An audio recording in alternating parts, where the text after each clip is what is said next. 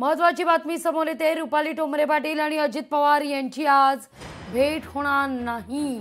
अजित पवार पुणे जिल्ह्यातील निवडणुकीकरता मुलाखती घेण्याकरता व्यस्त आहेत, त्यामुळे सकाळपासून रुपाली ठोंबरे पाटील अजित पवार यांची भेट घेण्याकरता कार्यालयात दाखल झालेल्या होत्या, पण भेट होऊ न शकल्यानं त्या निघून गेल्याचं कळतंय। या घडीची महत्वाची बातमी आपण सकाळीच पाहिलं तर रुपाली ठोंबरे पाटील हे अजित पवार यांची भेट घेण्याकरता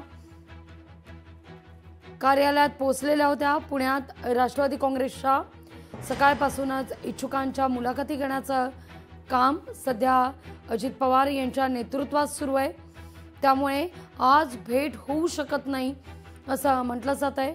सकाळपासून थांबलेल्या रुपाली ठोंबरे पाटील आता कार्यालयातून निघून गेल्याची बातमी आहे। अधिक माहिती घेऊया आपले प्रतिनिधी अमोल धर्माधिकारी यांच्याकडून। अमोल, आज भेटीचा योग नाही?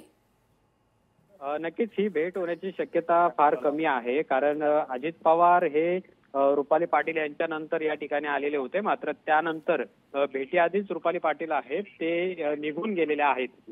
काही वेळापूर्वी आपणही रुपाली पाटील यांच्याशी बोललो, मात्र त्यांचं असं म्हणणं आहे की अजितदादांच्या आज ज्या बैठका आहेत त्या व्यस्त आहेत आणि त्यामुळे त्यांची आजची जी भेट आहे ती होण्याची शक्यता फार कमी आहे आणि त्यामुळे आता यापुढे रुपाली पाटील अजित पवारांना कधी भेटतात हे पाहणं महत्त्वाचं आहे।